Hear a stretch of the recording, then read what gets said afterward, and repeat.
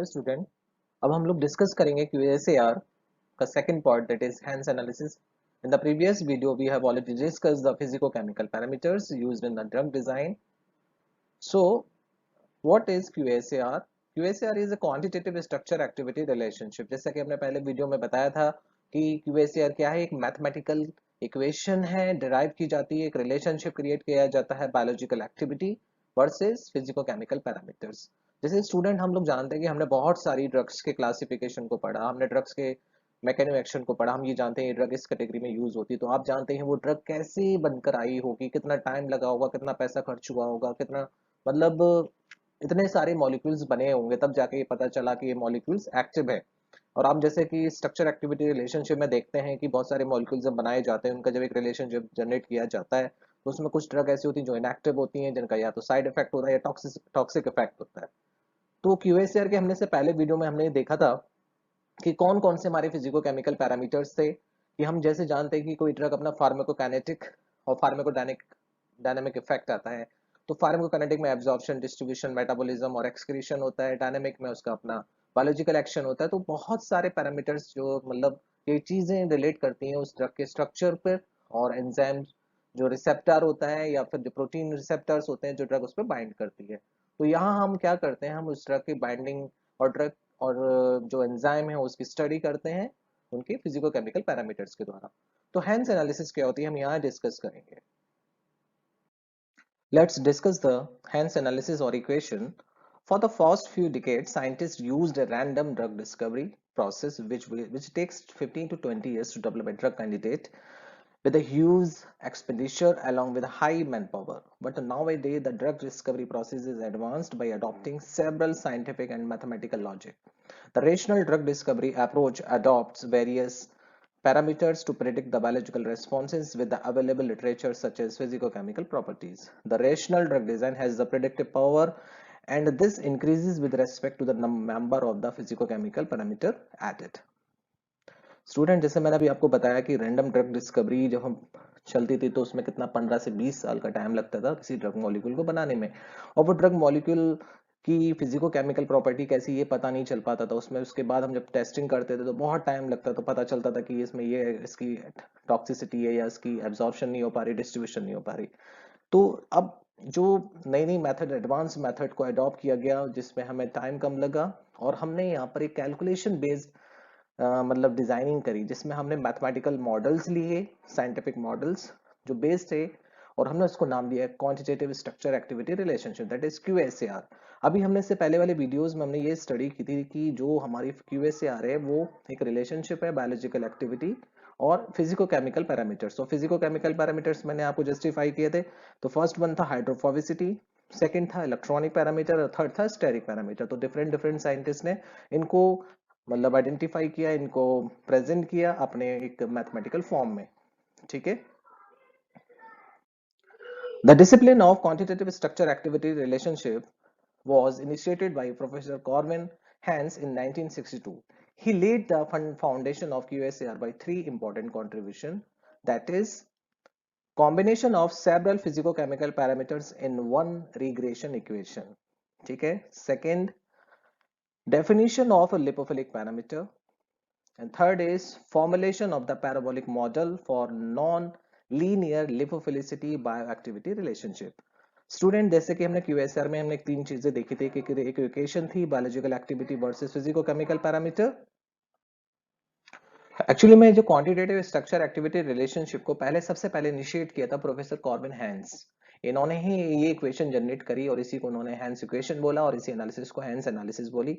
इन्होंने three parameters या फिर थ्री इंपॉर्टेंट कंट्रीब्यूशन दिए। इन्होंने क्या किया कि जो इन्होंने एक इक्वेशन जनरेट करी वो एक रिलेशनशिप था बायोलॉजिकल एक्टिविटी और combination of physico chemical parameter, जिसमें कॉम्बिनेशन थे lipophilicity and that is hydrophobicity, electronic parameter और स्टेरिक पैरामीटर, जिसमें हमने हैमेट कांस्टेंट और स्टाफ्ड स्टेरिक पैरामीटर्स को पढ़ा।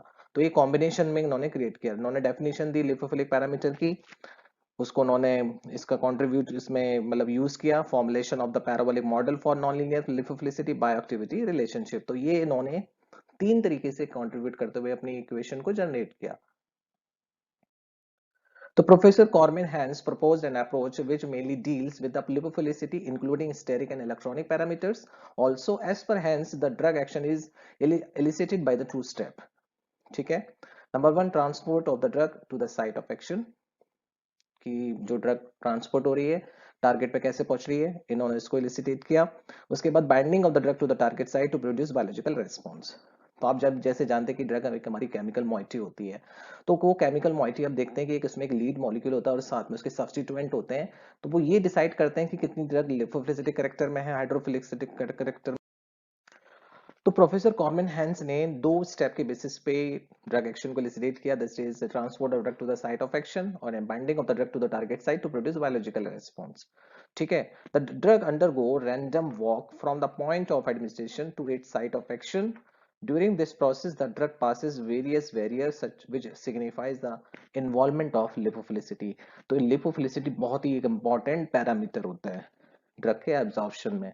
जैसे कि हम जानते हैं कि अगर लिपोफिलिसिटी बहुत ज्यादा हो जाएगी तो ड्रग एब्जॉर्ब होके वहीं पड़ी रहेगी, फिर वो आगे मूव ही नहीं करेगी. तो इसलिए इनका एक बैलेंस होना बहुत जरूरी है, जिसमें हमने पिछली वाली वीडियो में चेक किया था. जैसे कि हम देख रहे हैं कि ड्रग जब एक्स्ट्रा सेलुलर फेज में आती है तो एक रैंडम वॉक करती है. उसके बाद साइट ऑफ एक्शन जो सेलुलर फेज है वहां पहुंचती है, क्रिटिकल रिएक्शन होती है. उसके बाद एक फेज आती है जहां पर वो अपना बायोलॉजिकल रिस्पॉन्स क्रिएट करती है. तो ये के X is indicate the rate constant, कि मतलब ड्रग बाइंड होने के बाद कितनी देर में बायोलॉजिकल रिस्पॉन्स शो कर रही है. तो ये हमें हैंस ने बताया. तो उसने अपना एक फॉर्मूला जनरेट किया, the rate of biological response is equal to response versus A C K X. तो ये एक डिफरेंशिएशन इक्वेशन थी, D response upon A C K X. तो ए क्या है, it is a probability of drug to reach the site of action. C is the drug concentration. K X is rate constant. ठीक है. Based on this hence the scientist postulate simple mathematical relationship.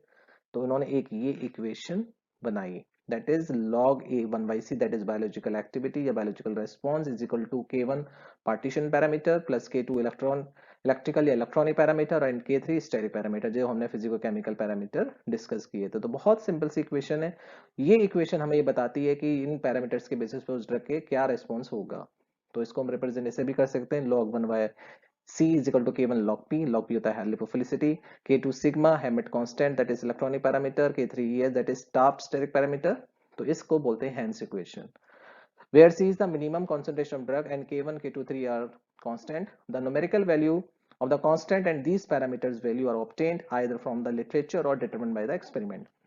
Student, तो हम बहुत सारे literatures में अलग अलग compounds और सब्स्टिट्यूएंट की log P value, sigma value और ईएस वैल्यू को हम देखते हैं. ये सब लिटरेचर में रिपोर्टेड रहती हैं. जो डिफरेंट साइंटिस्ट अपना अपना एक्सपेरिमेंट करते रहते हैं तो ये वहां से रिपोर्ट करते हैं. मान लो हमारे पास कोई नया मॉलिक्यूल आया, मान लो हमारे पास बेंजीन है, हमने NO2OH लगाया, तो हम NO2 और OH की वैल्यू उस पोजीशन के हिसाब से हम लिटरेचर से पता कर लेते हैं कि इसकी क्या वैल्यू होती है. ठीक है. उस पेरेंट मॉलिक्यूल की क्या वैल्यू होगी, क्या लिपोफिलिसिटी होगी. तो हम ब्रेक इक्वेशन से बायोलॉजिकल एक्टिविटी निकालते हैं, फिर एक ग्राफ निकालते हैं. अगर हमारा ग्राफ कैसे आता है तो उससे हमें पता लग जाता है कि मॉलिक्यूल आगे कितना बायोलॉजिकल एक्शन शो करेगा. तो हेंस ने हमें ये बताया. तो मेरिट्स ऑफ हेंस एनालिसिस, तो बहुत important, correlates activity with physico chemical parameter, that is correlation regression लग रहा है यहाँ पे, ये क्योंकि रेट कांस्टेंट है तो फिजिको केमिकल पैरामीटर और एक्टिविटी का रिलेशनशिप है. आउटसाइड प्रेडिक्शन आर पॉसिबल, मतलब आउटसाइड प्रेडिक्शन मतलब अगर हम एक्सपेरिमेंट या मैथमेटिकल करते हैं तो हम ये पता कर सकते हैं. लिमिटेशंस क्या है, there must be parameter value available for the substitute in the data set. A large number of compound is required, depends on biological result, errors के चांस ज्यादा रहते हैं. Interrelationship of parameters, lead optimization technique not a lead discovery technique, risk of failure in two for outside prediction. तो इसमें कुछ limitation भी थे, इसको हम डिसएडवांटेज नहीं बोलेंगे, लिमिटेशंस बोलेंगे, बट इसको अगर हम एरर को दूर करते जाएंगे तो ये मतलब आगे इसको हम मिनिमाइज कर सकते हैं. Thank you.